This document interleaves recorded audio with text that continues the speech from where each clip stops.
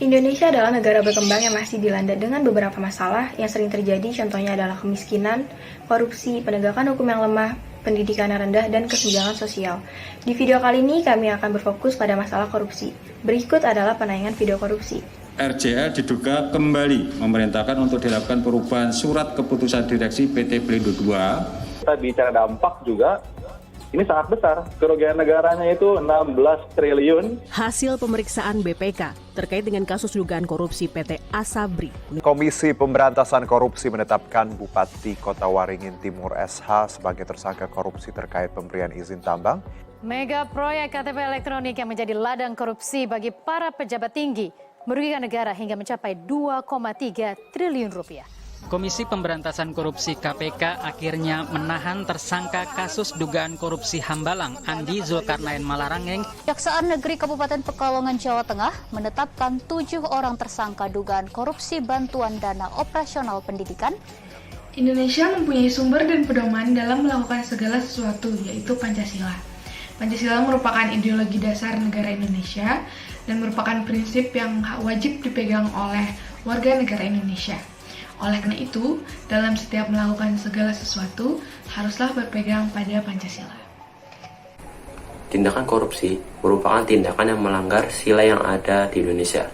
Korupsi atau rasuah adalah tindakan pejabat publik, baik politisi maupun pegawai negeri, serta pihak lain yang terlibat dalam tindakan itu yang secara tidak wajar dan tidak legal menyalahgunakan kepercayaan publik yang dikuasakan kepada mereka untuk mendapatkan keuntungan sepihak. Melanggar sila ke-1 ketuhanan yang Maha Esa, karena jika kita melakukan tindakan korupsi, sama saja kita membohongi Tuhan. Melanggar sila kedua, kemanusiaan yang adil dan beradab, karena tindakan korupsi menyalahgunakan kekuasaan sebagai tempat untuk mendapatkan hal yang diinginkan demi kepentingan pribadi. Melanggar sila ketiga yang berbunyi Persatuan Indonesia, karena dapat membuat Indonesia menjadi tidak harmonis dan masyarakat kehilangan kepercayaan pada pemerintah. Melanggar sila keempat yang berbunyi kerakyatan yang dipimpin oleh hikmat kebijaksanaan dalam permusyawaratan perwakilan, karena korupsi merupakan tindakan dengan keputusan pribadi sendiri, tidak peduli dengan kekuatan musyawarah sehingga membuat negara terpecah belah.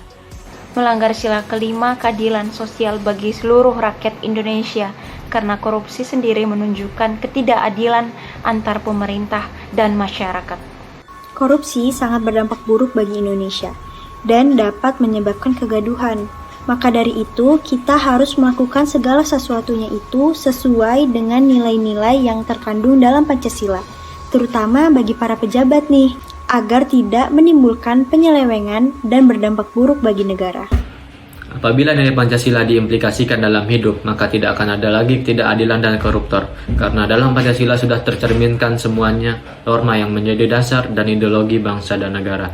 Sehingga tercapai cita-cita perumusan Pancasila, yaitu menjadi jalan keluar dalam menuntaskan permasalahan bangsa dan negara.